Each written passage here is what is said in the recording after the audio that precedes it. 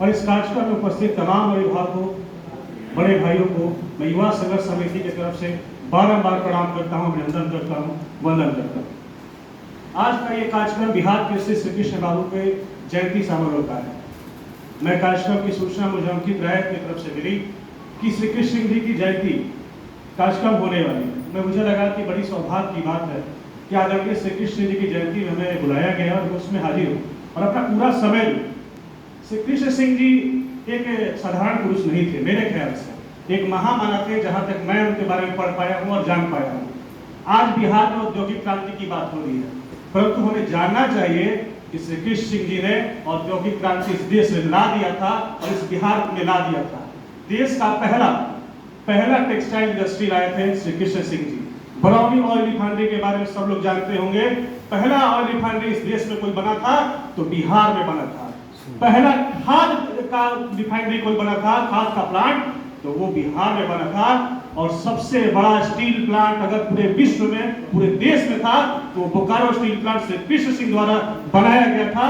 और आपको ये भी बताता हूं, जिस समय श्री कृष्ण सिंह जी ने बिहार के शासन पर राज किया था, उस समय बिहार देश में दूसरा बड़ा अर्थव्यवस्था हुआ करता था, ना कि महाराष्ट्र और ना कि गुजरात। और सोचने का विषय है कि हम 1952 से 67 तक श्री कृष्ण सिंह जी के शासनकाल के बाद आज 2025 में कहां खड़े हैं। आज हमारी अर्थव्यवस्था लगभग 26वें स्थान पर है। मुझे अफसोस होता है, कई अभिभावक ने कहा कि यहाँ से बुजुर्ग लोग दिख रहे हैं। मुझे भी इस बात का अफसोस है, तमाम महापुरुषों की जयंतियों में हमारे अभिभावक ही हमारा झंडा बुलंद किए हुए, हमारे जैसे नौजवान विभिन्न तरह के बुरे कामों में फंसे हुए हैं। पर मैं अभिभावक को आश्वस्त करता हूं कि अगली बार जब भी श्री कृष्ण जी की जयंती मनेगी तो यहाँ युवाओं का एक बड़ा हुजूम रहेगा। ये मैं आपको वादा करता हूं और हर तरह से मैं आपको सहयोग करूंगा।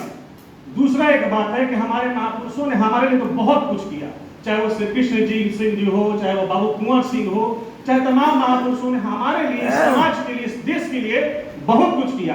परंतु आज ये दुर्भाग्य की बात है कि उनके लिए हम कुछ नहीं कर पा रहे हैं। आज श्री कृष्ण सिंह जैसे लोगों की उपेक्षा हो रही है। उन्हें भारत रत्न से अगर सम्मानित नहीं किया गया तो ये हमारे लिए एक शर्म की बात है। और ये लड़ाई मुझे लगता है कि अभिभावकों के नेतृत्व में हम युवाओं को लड़ना चाहिए और एक प्रस्ताव पारित करना चाहिए आज के सभा से कि श्री कृष्ण सिंह जी को भारत रत्न से पुरस्कृत किया जाए। और इसके लिए तमाम तरह के कार्यक्रमों और आयोजनों का आपके नेतृत्व में हम युवाओं को संदेश दीजिए, आदेश दीजिए, हम करने को तैयार हैं।